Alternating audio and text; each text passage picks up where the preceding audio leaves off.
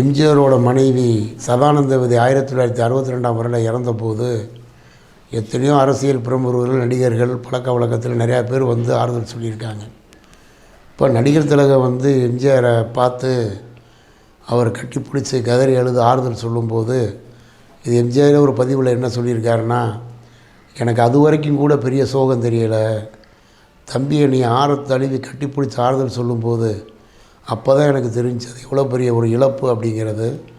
கடைசி வரைக்கும் இருந்து எல்லா காரியங்களையும் முடித்து என்னை சாப்பிட வச்சுட்டு தான் தம்பி கணேஷ் போனாப்புல.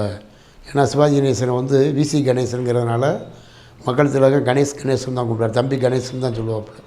அந்தளவுக்கு தம்பி கணேஷ் வந்து ஒரு உருக்கமாகவும் நட்புக்கு இலக்கணமாகவும் அவ்வளோ தூரம் அவர் இருந்து செஞ்சது எனக்கு ரொம்ப புலகாங்கிதமாக ரொம்ப உணர்ச்சி பூர்வமான தருணம் அதுன்னு சொல்லி அவர் பதிவு பண்ணுறாரு.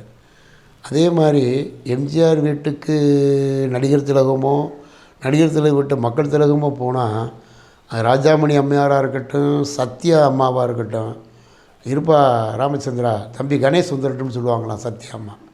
அதே மாதிரி ராஜாமணி அம்மையார் இருப்பா கணேஷ் ராமச்சந்திரன் வந்துடட்டுமாம்ல. அவ்வளோ ஒரு குடும்பத்தில் ஒரு நெருக்கமான பழக்க வழக்கங்கள். இரு துருவங்களாக சினிமாவில் ஜொலிச்சா கூட மேடைகளில் மாறி மாறி வஞ்சிக்கிட்டாலும் தொழில்நுட்பத்தில் பேசிக்கிட்டாலும் அவங்க 2 பேருக்குள்ள போட்டி இருந்துச்சு ஒழிய பொறாமைங்கிற வார்த்தைக்கு இடமே இல்லை.